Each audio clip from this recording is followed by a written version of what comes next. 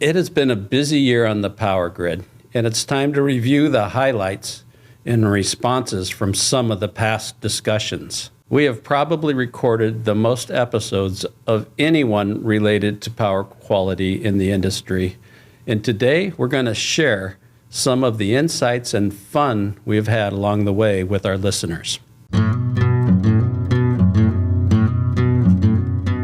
Hello and welcome back to the Power Grid, a podcast to help you build reliability in your electrical system and gives you confidence in power. I'm Brian Brannigan with Power Protection Products. We've been solving power quality problems for almost 30 years. We're your trusted advisor for critical power, cooling, and energy solutions. The Power Grid is here to help you learn more about various subjects related to power quality. It's our way of giving back to the industry. We try to bring you state-of-the-art concepts and products to help you build confidence in your electrical system. People associated with the Power Grid podcast have been in the electrical business for decades, and more importantly, they've been in just about every type and size of production environment. We have seen it all. I have my best friend and business partner, Mark Cowart, joining us today to do the podcast wrap-up for the year. Mark, welcome to the show. Well, thank you. Thanks for having me again. Mark, one of the ways that we wanted to start off today was talk a little bit about how we developed this concept of doing a podcast. And I think in order to understand that, we have to go way back to when we first started almost 30 years ago, where we were doing a lot of seminars. In fact, we did so many seminars, we created our own brand called Power Quality University. Remember that? I do. That was quite a while ago. And you remember how we started off is we used to go to the manufacturers, and we went to the manufacturers, you always got the best dog and pony show. Right. So what we thought we'd do, of course, is to take that concept and put it into a controlled environment that we could control. And we thought that might be a better way to get what we were saying to our customers and then provide an educational opportunity to do that. So yeah, that started out almost 30 years ago.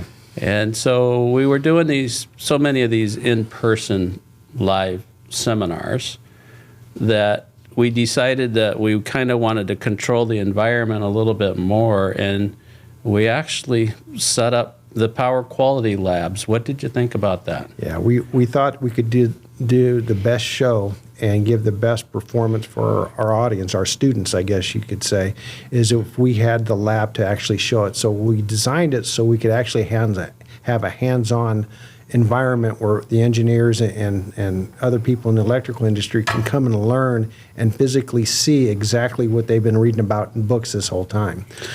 So we developed these labs in all of our offices, and they actually had equipment in there, and this equipment was designed to show different aspects of power quality products that were available in the market.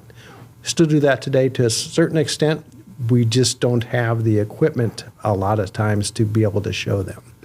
So those labs, we would fill the room sometimes with people wanting to learn about power quality in our labs. And then things were going pretty good. We were doing a lot of seminars a year, sometimes 60, 70 seminars a year. One year we recorded between all of our offices, remote operations and everything. We did 72 seminars during that time frame in 1 year. And then COVID hit and changed things up a little bit. We had to COVID cancel. Changed things for everybody. We had to cancel a lot of our seminars, and we had to learn how to do remote learning, and we had to go to Zoom and Teams meetings. Yeah, that kind of changed everything. And you know, the whole thing is we were still getting the people that wanted to learn about power quality. We just needed to figure out a different way to do that. Yeah, and so that eventually, I remember the first year we started doing it online, we had over 40 seminars online. And now we thought, let's take the next step in our progression, our history here, and set up a digital podcast channel. So the beginning of late last year, beginning of this year, we actually started the Power Grid channel. Yeah, that has been well received. Yeah. So, but that's not actually the first time we were on YouTube with a power quality video. Yeah, I do remember. It was like 13 years ago, wasn't it? Yeah, back in 2011, we took a demo kit that we had to explain power factor. Yes. And we set up a channel called Power Quality Explained. And the first subject we did was power factor, and it was off the cuff in our lab in Omaha. I think you recorded it on your phone. I did it on my flip phone, Yep. believe it or not. And by the way, if you ever try to keep a flip phone steady while you're videotaping, almost impossible. And it was totally off the cuff. But today, we've had over 300,000 views of that one video. Yeah.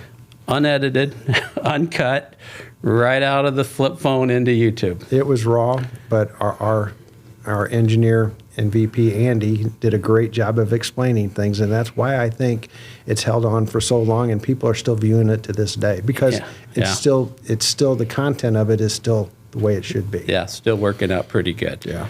So when we created the Power Grid channel last year, we had no idea what to expect.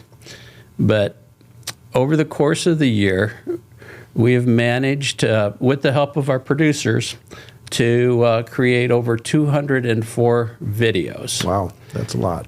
Yeah, and that's 30 podcasts, but 204 videos, and we have over 200,000 impressions just on YouTube. Now, we're also available on all... Impressions, is that people that looked at the video? Yeah, Oh, actually looked at the video. Yeah, and we have over 30 podcasts on the channel now, and probably another 100,000 impressions on the other social media platforms. You can find us on just about any platform, any podcast platform. So, you know, we put a lot of time and effort, and we've gained a lot of exposure because of the Power Grid channel. Yeah, you have, Brian. You've done a very good job of doing that. It takes a team.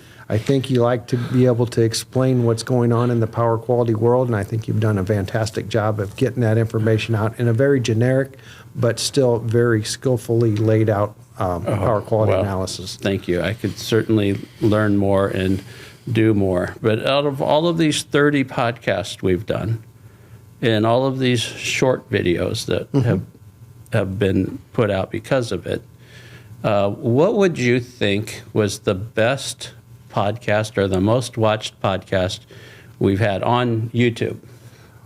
I would say it would be something related to power quality, maybe in the battery backup area. Maybe Yeah, UPS that's systems. right. Our lithium-ion battery safety podcast is by far the most viewed podcast, and probably the most listened to on the other channels. That's understandable, because that technology, lithium battery technology, is evolving so fast, and it's taken over the battery world, especially when dealing with UPS systems. I mean, we've had people ask us for SAG for SAG devices that they wanted a flywheel technology or something like that. Yeah. And really, with the cost of lithium batteries now and coming way down, it kind of eliminated the discussion on flywheels, because the flywheels have those things that are in there.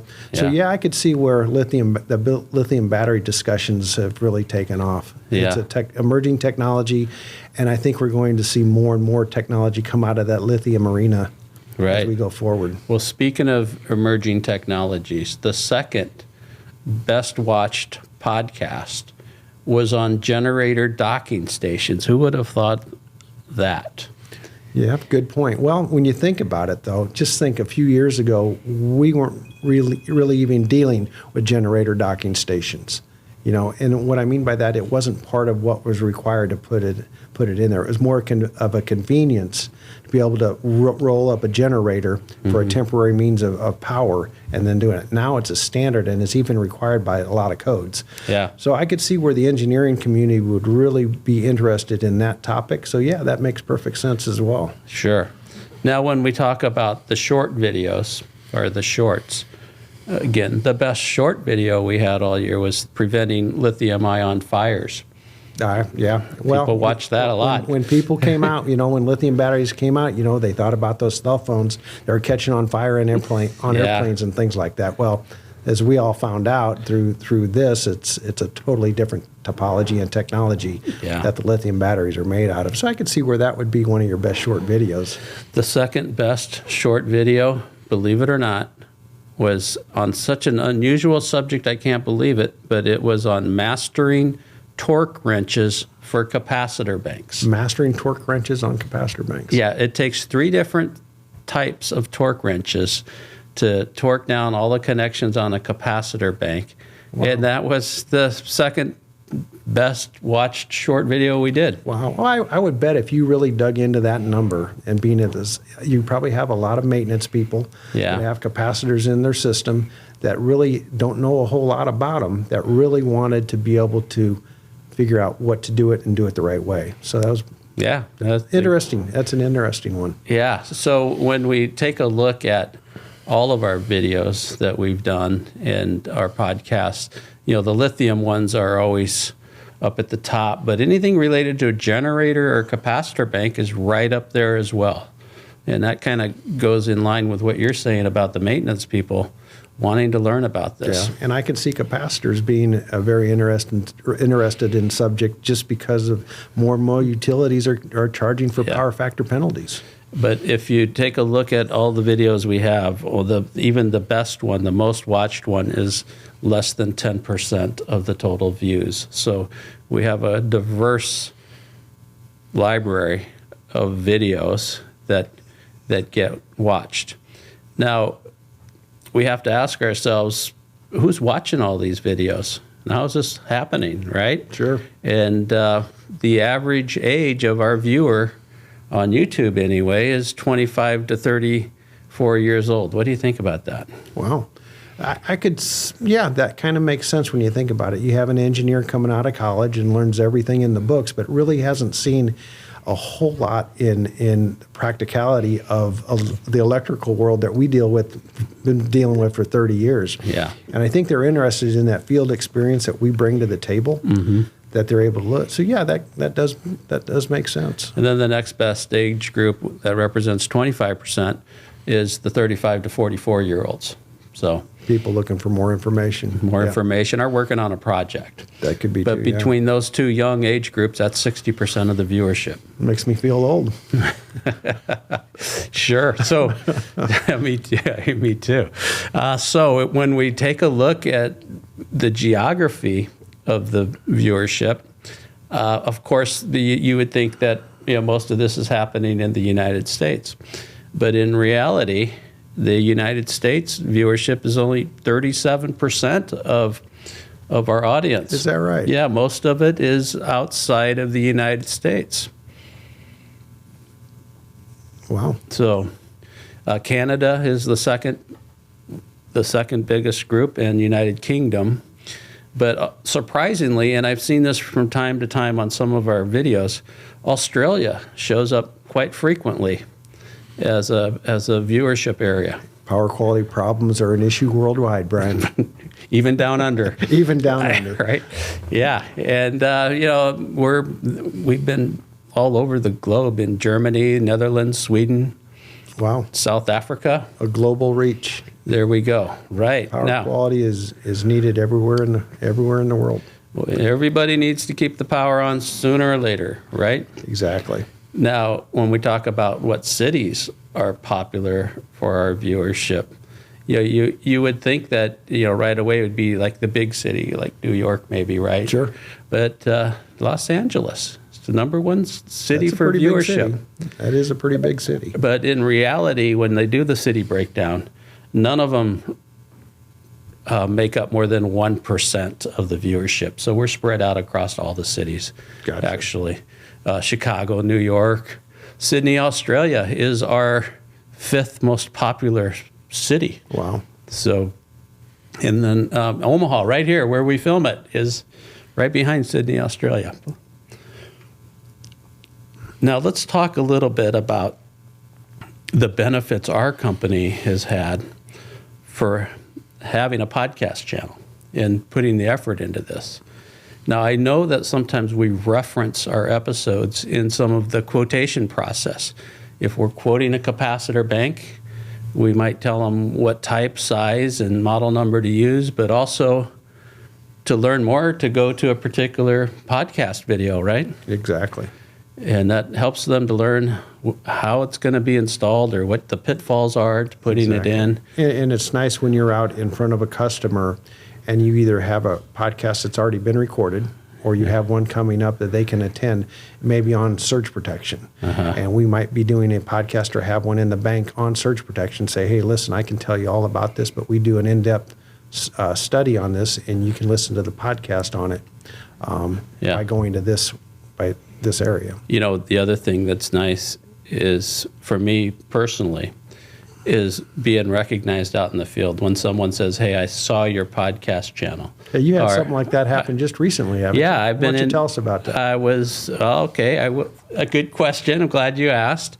I was in a large city talking to the utility company about doing some power factor correction for some of their industrial users. And I was at a conference table with 3 other engineers that were from the utility company. And towards the end of our meeting, when we were shutting our laptops and wrapping up, the youngest guy at the table reached across, shook my hand, and thanked me for providing the power grid and said he listens to every episode. And the guy next to him said, yeah, so do I.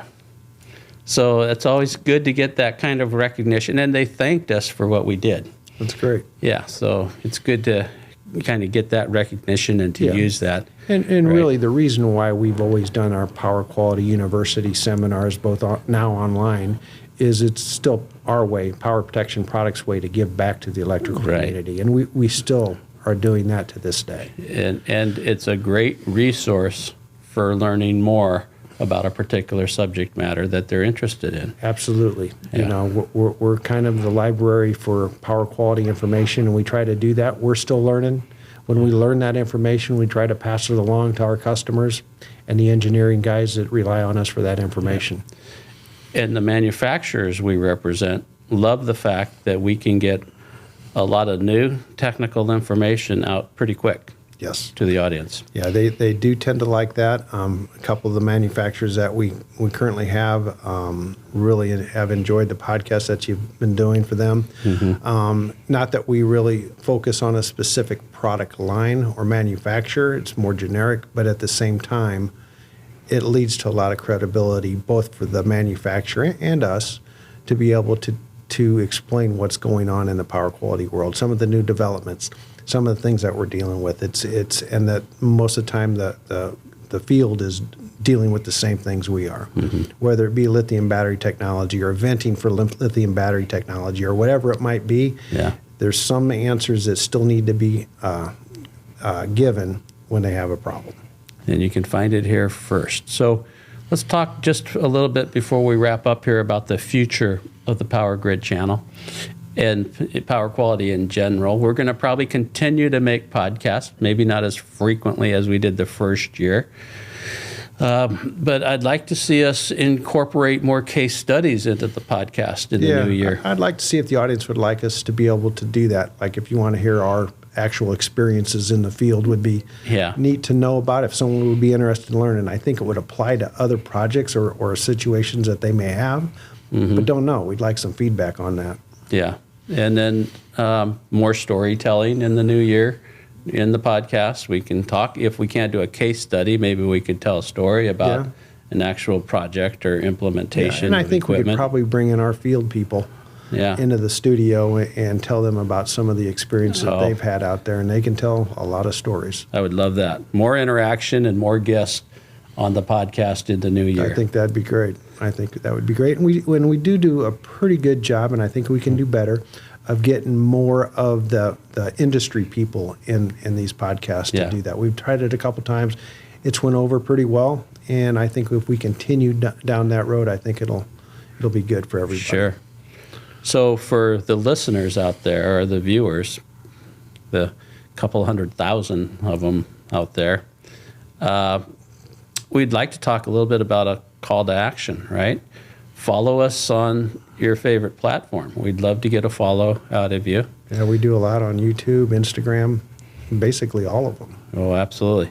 Let us know what other topics you want, right? We're still learning about what to talk about, what to present. Yeah, honestly, sometimes we run out of things to talk about. Right. And we're looking for a way to give back. So if they have some other topics that they want us to cover, if we're not the experts in it, we know the experts in it. That's and we right. can bring them in and talk about it. Yeah.